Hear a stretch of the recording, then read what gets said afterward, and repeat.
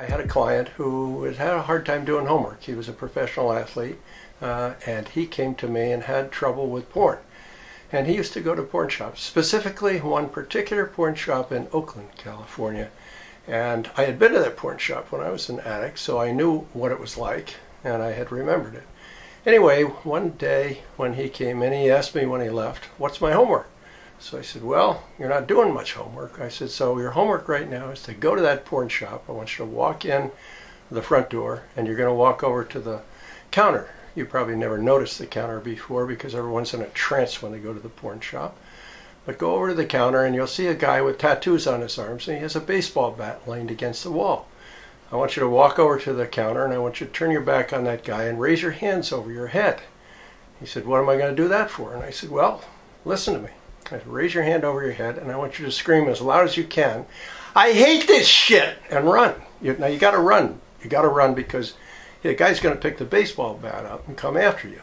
So I didn't think he would do it, and he said, "Oh, that's crazy as hell. I wouldn't do it." But about an hour later, I get a telephone call, and I hear in the background, I hear a bunch of people talking, and this guy is kind of laughing and stuff. And he says, "I did it." I said, "What'd you do?" He said, "I went in the place." I said, "What'd you do?" He says, "Well, I went in."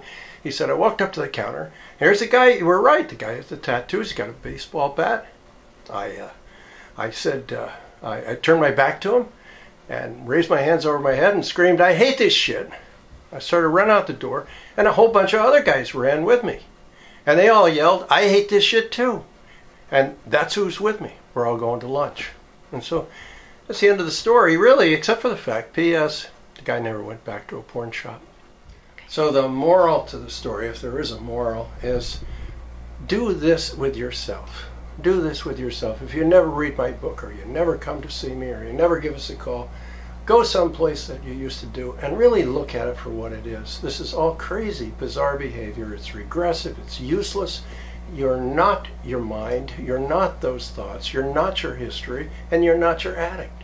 So you can go back to one of these places, whether it's a massage parlor or a house of prostitution or driving by your former lover's house, and you can stop the car, you can get out, and you can make a decision. You can put your hand on your heart and say, "I'm making a decision to do something different."